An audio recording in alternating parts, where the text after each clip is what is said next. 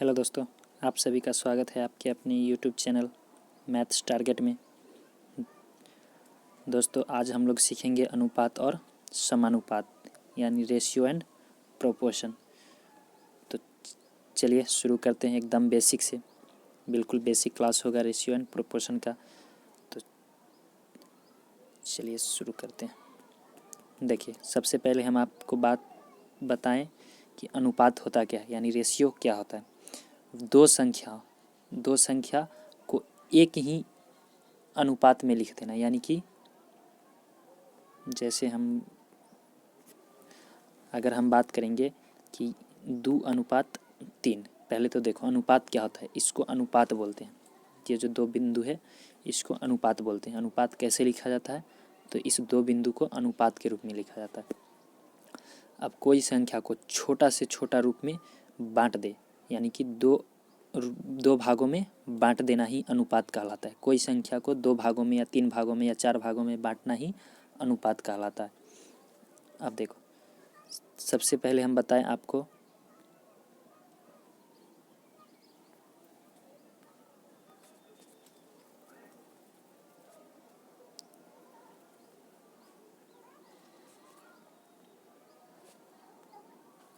हम कोई संख्या लिखते हैं यहाँ पे, जैसे देख लीजिए 2:3 के अनुपात में लिखा हुआ है। तो इसमें ये हमारा हो गया अनुपात, जो बीच में बूंद का है 2, ये वाला। और उसके बाद इसमें आपको ध्यान रखने वाला बात जो है वो सबसे है कि अनुपात का अंतर और अनुपात का योग, ये दो बात आपको हमेशा याद रखना होगा। ये आपको आने वाले क्वेश्चंस का बोले बिल्कुल बेसिक है। आने वाले क्वेश्चन का लगभग 80% हिस्सा इसी से बन जाएगा, अनुपात का अंतर और अनुपात का योग। तो ये जानना सबसे ज़्यादा आपको ज़रूरी है कि अनुपात का अंतर और अनुपात का योग क्या होता है। देखो, अनुपात का अंतर होता है कि ये 2 अनुपात में और ये 3 अनुपात में, यानी कि एक ऐसा संख्या जिसको 2 और 3 के रूप में हम लोग बांट दिए, यानी कि ये 2 रुपया है तो ये 3 रुपया है। तो इसका अंतर कितना हो जाएगा, तो ये 2 है और ये 3 है, तो इसका अंतर 1 हो जाएगा। अंतर कितना हो जाएगा, 1। यही होता है अंतर, दोनों का अंतर, अनुपात। अब देखो, इसका योग मतलब होता है कि दोनों को जोड़ देंगे, तो 3 2 5, यही हो गया अनुपात में इसका योग। अनुपात में अंतर, अगर अनुपात में अंतर की बात कहेंगे तो अनुपात में 1 हुआ, और योग की बात करेंगे तो अनुपात में 5 हुआ। यही हमारा रेशियो कहलाता है। अब देखो, रेशियो में हम लोग जान गए कि रेशियो कैसे लिखाता है। उसके बाद अनुपात या रेशियो का अंतर और योग हम लोग सीख गए। ये अंतर हुआ और ये योग हुआ। देखिए, अगर हम कोई संख्या यहाँ पे लिखते हैं, जैसे मान लेते हैं कि ये हो गया अनुपात को छोटा से छोटा रूप में लिखना, जैसे हम पहले क्वेश्चन ही दिए थे। अगर मान लेते हैं कि हम लिख दें यहाँ पे कि 15 तथा 24 को न्यूनतम अनुपात में लिखिए, यानी कि छोटा से छोटा रूप में लिखिए। तो देखो, सबसे पहले तो आप 15 लिखिए अनुपात और 24। एक और बात बता, अनुपात का मतलब होता है बट्टा यानी कि भाग। अनुपात का मतलब क्या होता है, बट्टा यानी भाग। जैसे देखो, हम इसको 15/24 भी लिख सकते हैं। यही हमारा अनुपात कहलाता है कि 15:24 के अनुपात में हमारा संख्या दिया हुआ है। तो इसमें हमको क्वेश्चन कह रहा है कि 15 तथा 24 को न्यूनतम यानी कि छोटा से छोटा रूप में लिख दीजिए। तो वैसी संख्या पकड़ना है जिससे दोनों कट जाए, जो आप लोग एलसीएम में पढ़े हैं कि वैसी संख्या जिससे दोनों कट जाए, तो वही संख्या से हम इसको काट देते हैं, बस छोटा रूप में आ जाएगा। अब देखो, 3 से कट जाएगा, 3 से ये भी कट जाएगा। तो 3 से काट दिए तो 5 दिए 15, 3 से काट दिए तो 8 3 24, यानी कि ये आ गया हमारा 5:8। यही इसका न्यूनतम रूप है। अब कोई ऐसा संख्या नहीं है एक को छोड़ के जो इसको और इसको काट सके। तो अनुपात क्या कहलाता है जो संख्या छोटा से छोटा रूप में हम लिख दिए और वो बट्टा में हो, क्या हो, बट्टा में। 5/8 ये भी क्या है, अनुपात ही है। अनुपात का मतलब होता है बट्टा और समानुपात का मतलब बराबर होता है, तो वो हम आगे पढ़ेंगे। पहले इसमें हम अनुपात जान लेते हैं। अगर हम क्वेश्चन यहाँ पे लिख दे या फिर हम ऐसे ही बोल देते हैं, आप क्वेश्चन सुन लीजिए।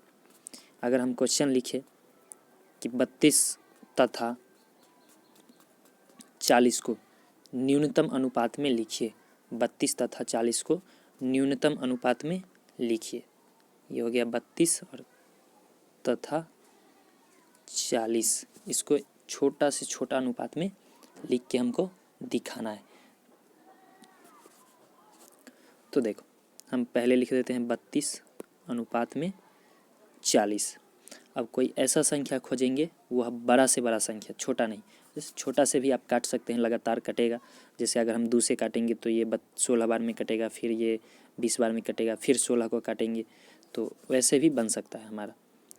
इसको हम 2 से काटे तो ये हो गया 16, ये हो गया 20, तो ये न्यूनतम नहीं हुआ, ये छोटा हो गया लेकिन सबसे न्यूनतम नहीं हुआ। हमको क्वेश्चन कहा कि 32 तथा 40 को सबसे छोटा अनुपात में लिख के दिखाना है, तो कम तो हो गया उससे, लेकिन सबसे छोटा नहीं हुआ। फिर दूसरे काटेंगे तो 8 हो गया, फिर ये हो गया 10, फिर भी अभी छोटा नहीं हुआ। अब इससे भी छोटा हो सकता है, तो ये हो जाएगा 4 और ये हो जाएगा 5। 4:5 के अनुपात में हो जाएगा। अब इससे छोटा कोई ऐसा संख्या नहीं है जो इसको काट सके, तो और इससे छोटा नहीं हो सकता है। अब देखो अगर हम सीधा यहाँ पे आपको दिखाते 32 तथा 40 को, वह बड़ा से बड़ा संख्या खोजिए जो इस दोनों को काट दे, तो 8 हो जाएगा। 8 चौके 32, 8 पचे 40, ये हो जाएगा 32 और ये हो जाएगा 40। 8 चौके 32, 8 पचे 40, यानी कि हमारा आ गया 4:5। यानी इसको हम 4/5 के रूप में भी लिख सकते हैं। यही हमारा अनुपात कहलाता है। चलिए एक और देखते हैं।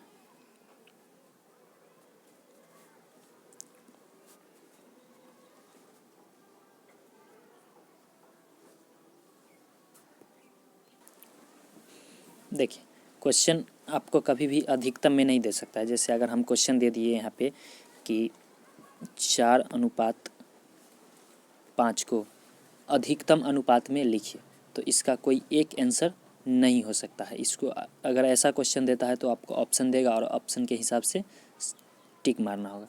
जैसे अगर हम कहें कि इसका अधिकतम यानी कि बड़ा से बड़ा संख्या लिखिए, तो बड़ा से बड़ा संख्या बहुत हो सकता है।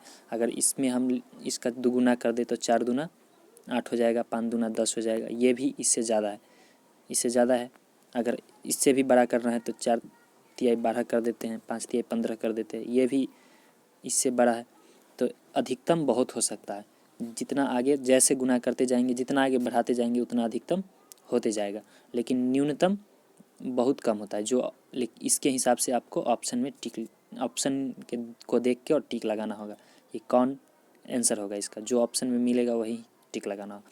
तो अधिकतम का है तो आपको इस और इसको एक ही संख्या से गुना करके और आगे बढ़ाते जाना है। जो आपको ऑप्शन में मैच कर जाए वही आपका आंसर हो जाएगा। तो न्यूनतम हम लोग सीख गए कि अनुपात को, संख्या को न्यूनतम अनुपात में कैसे लिखा जाता है, अधिकतम अनुपात में कैसे लिखा जाता है। यानी कि दोनों संख्या को एक ही संख्या से भाग कर देना न्यूनतम कहलाता है और एक ही संख्या से गुना कर देना अधिकतम कहलाता है।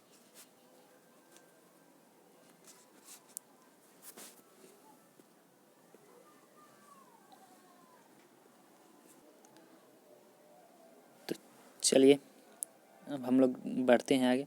देखो कभी कभी क्वेश्चन आता है कि अनुपातों का गुणनफल पर, तो ये भी आपको, जैसे हम आपको अंतर सिखा दिए, जोड़ सिखा दिए थे, लेकिन गुणनफल नहीं बताए थे।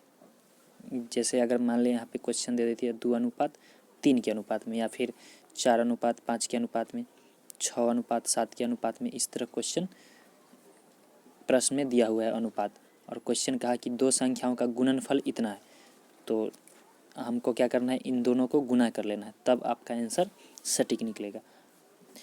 ये हम आपको अगले वीडियो में बताएंगे कि गुणनफल वाला प्रश्न या फिर अंतर वाला प्रश्न या योग वाला प्रश्न कैसे बनाया जाता है। तो आपको बस इतना सीखना है कि अंतर याद रखना है, योग याद रखना है और गुणनफल, तीनों से प्रश्न बनता है। अनुपात का अंतर, बड़ा में से छोटा घटा देना है, योग मतलब दोनों को जोड़ देना है, और गुणनफल तो दोनों को गुना कर देना है। यही हो जाता है हमारा योग और अंतर और गुणनफल। तो चलिए आज के लिए इतना ही, फिर मिलते हैं अगली वीडियो में। तब तक के लिए धन्यवाद। वीडियो कैसा लगा हो कमेंट करके ज़रूर बताइए। अगर अच्छा लगा हो तो अपने दोस्तों के पास शेयर कीजिए, वीडियो को लाइक कीजिए। धन्यवाद।